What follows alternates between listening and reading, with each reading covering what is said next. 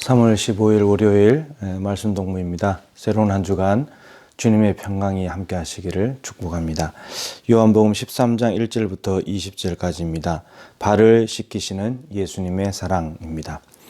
예수님께서 이제 6월절 전인데 이제 아버지께로 돌아가야 될 때가 이제 이런 줄 아시고는 제자들을 자기 사람들을 사랑하시되 끝까지 사랑하셨다 이렇게 말하고 있습니다. 오늘 본문은 유명한 세족식 본문이죠. 예수님께서 자기 제자들을 끝까지 사랑하셨는데 어떻게 사랑하셨는가 두 가지인데, 하나는 제자들의 발을 씻어 주신 것, 그리고 또 하나는 이 예수님을 팔려고 하는 마귀의 생각에 지배를 당하고 있는 가룟 유다를 돌이키시게 하려는 그 사랑이 나타나 있는데, 가룟 유다의 사랑은 오늘도 있지만 내일 자세하게 나오니까 오늘은 세족식에 대한 이야기입니다. 예수님께서 제자들을 사랑하셨는데 어떻게 사랑하셨는가? 제자들의 발을 씻어 주셨답니다. 원래 그 당시에 유대 사회에서는 발을 씻는 것은 노예들이 하는 일입니다. 종들이 이제 주인이 밖에 나갔다 오면은 이제 발이 더러워져 있으니까 발을 씻을 물을 뜨다가 발을 씻어 주는 겁니다. 근데 여기 보면 겉옷을 벗으셨다. 겉옷을 벗게 되면 어떻게 되냐면 하체가 거의 다 드러납니다. 이게 통으로 된 옷이기 때문에. 그리고 수건을 가져다가 허리에 두르시고 물을 떠가지고 제자들의 발을 씻었다. 발을 씻으면 발은 제일 낮은 곳에 있잖아요. 제일 낮은 곳에 가려면 무릎을 꿇어야 되죠. 그리고 몸을 굽히셔야 됩니다. 목을 뻣뻣하게 세울 수 없죠. 자세를 낮춰야 되고 몸을 굽혀야 되고 발을 씻어 줘야 되는 거죠. 근데 예수님께서 제자들에게 이렇게 하셨다는 겁니다.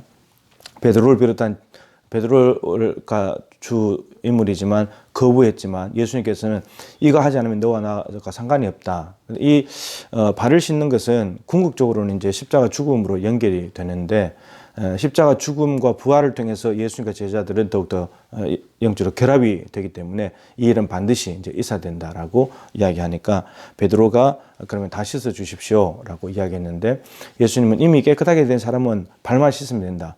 발은 항상 사용하는 것이잖아요. 그래서 우리가 예수님을 믿고 구원 얻어서 하나님의 자녀가 되었지만 살아가면서 언제나 죄에 오염될 수밖에 없는 것이 이제 우리의 모습인데, 발은 날마다 씻어야 되죠. 그랬더니 날마다 우리가 씻어야 된다라고 하는 겁니다.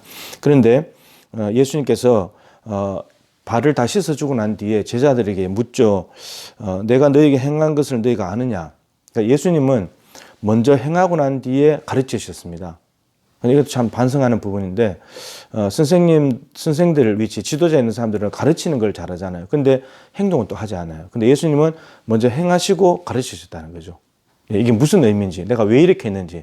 제자들은 충격적이었고, 예수님이 주인이신데 종의 자리에 가 있고, 자기들은 예수님이 제자인데 오히려 스승이 해주는 것을 지금 받고 있으니까 충격적이었지만, 행하고 난 뒤에 예수님께서 그것을 설명해 주셨습니다. 그 설명의 뜻이 뭐냐면, 너희들이 말하는 대로 내가 주와 선생이다. 예수님이 주와 선생이면 제자들은 종이고 제자죠. 그런데 내가 너희들 발을 씻어줬잖냐. 이것은 세상의 주와 종의 관계를 뒤집어엎는 거죠. 세상의 주와 종은 종이 주의 발을 씻는 겁니다. 종만 주의 발을 씻는 거죠. 주는 세상의 권력자들, 지배자들은 발을 씻어주지 않습니다. 오히려 발을 씻어주는 걸 받기만 하는 거죠. 근데 예수님은 이 세상의 어떤 질서를 전복시키는 거죠. 뒤집어엎는 거예요. 이게 세상 나라와 다르다. 내가 가지고 온 나라, 내가 너희들을 사랑하는 방식은 이런 거다. 이렇게 이제 말씀하시면서, 따라서 내가 너희들을 발을 씻어줬으니까 너희들도 서로 발을 씻는 것이 옳은 일이다. 마땅히 해야 될 일이다. 이제 이 사명이 주어졌습니다. 그러니까 제자들이 해줘야 될 일을 예수님이 먼저 해버렸으니까, 이제 제자들은 그걸 받았으니까, 예수님의 그 따뜻한 그 감미로운 손의 접촉을 받았기 때문에 이제 제자들은 서로 발을 씻어주는 그런 삶을 살아야 된다라고 말씀합니다. 예수님께서는 본을 보여준 것이다 말씀하셨습니다. 마가복음 10장 45절이 하시는데, 인자가 온 것은 섬김을 받으려 함이 아니라 섬기려 하고 자기 목숨을 많은 사람의 대속물로 주는 거다. 예수님이 오신 목적은 섬기는 것이고, 그 섬기다가 절정이 뭐냐면 십자가에서 목숨을 내주는 거예요. 이게 최고의 섬김인 거죠. 근데 이 발을 씻는 것이 이제 곧 섬김의 과정 속에 있으면서도 십자가의 죽음을 미리 내다보는 이제 그러한 거죠. 네. 그래서 예수님의 삶의 방향은 자꾸 밑으로 내려와요. 그래서 빌립보서 2장에 있는 대로 하나님과 동등되지만 자기를 낮추시고, 동등됨을 취할 것을 여기 낮추시고 그리고 죽기까지 복종하시는, 낮추시고 복종하시는, 이게 예수님의 아래로 가는 삶. 그랬더니 그 아래의 정점에는 뭐가 있냐면 십자가 죽음이 있어요. 그러니까 성육신 하는 것부터가 모든 것이 다 성김인 거죠. 그리고는 십자가 죽으셨는데 예수님이 정말 낮아지는데 갔더니 하나님이 그를 높여버렸잖아요. 지극히 높여. 하나님이 원래 계신 곳으로, 예수님이 원래 계셨던 곳으로 돌아가게 하시는. 근데 우리의 삶의 방향은 어떻습니까? 우리 자꾸 위로만 가려고 해요. 밑으로 가면 뭔가 손해보고 비굴해지고 바보 멍청이 되고 무시당할까 봐. 근데 예수님의 삶의 방향은 자꾸 아래로 내려가시거든요. 우리 자꾸 위로 가니까 예수님 못 만나는 거예요. 예수님 따라 살 수도 없는 거고. 기독교는 예수님이 산 대로 모방해서 가는 건데 모방하려면 점점점 우리는 내려가야 되는데 여러분 발을 씻으려면 아까 말씀드린 몸을 굽혀야 돼요. 이것도 쉽지 않은 일이죠. 근데 발을 가까이 가면 가까이 가서 어떻게 됩니까? 냄새가 나요. 지저분한 게 보여요. 멀리 있을 때는 모르는데 가까이 가면 냄새나고 지저분해져. 이걸 이제 우리의 말씀대로 한다면 교인들끼리 서로 지내다가 가까워지게 되면 어떻게 됩니까? 그동안 보이지 않던 단점들이 보여요. 못마땅한 것들이 보입니다. 눈에 거슬리는 것들이 생겨나게 돼요. 근데 그런 것들을 부둥켜 안고 정말 그들의 발을 씻어줄 수 있는가? 그 냄새를 맡으면서도 냄새 나는 것을 내색하지 않고 그들의 단점을 끌어안을 수 있는가? 예수님 지금 이 삶을 요구하고 계신다는 것입니다.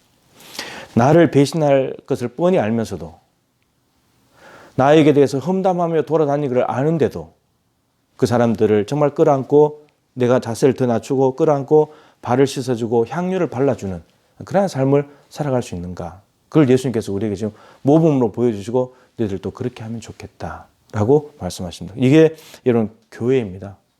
교회는 상처 입고 그리고 더러워진 발을 가진 사람들의 발을 닦아주는 곳이고 그들을 부둥켜 안는 곳이고 그들에게로 낮아지는 것이 교회이고 기독교입니다. 저와 여러분의 삶이 우리 교회가 정말 상처 입고 지저분해지고 더러워진 그런 사람들이 있다면 오히려 그런 사람들이 내려가서 몸을 굽히고 발을 닦아주고 전혀 그런 것에 대해서 내색하지 않고 드러내지 않고 오히려 덮어주면서 닦아주면서 깨끗하게 해주고 그래서 함께 공동체를 이루어 살아가는 그런 예수님께서 말씀하신 예수님의 사랑이 그대로 드러나는 사랑의 교회가 되기를 간절히 소망합니다.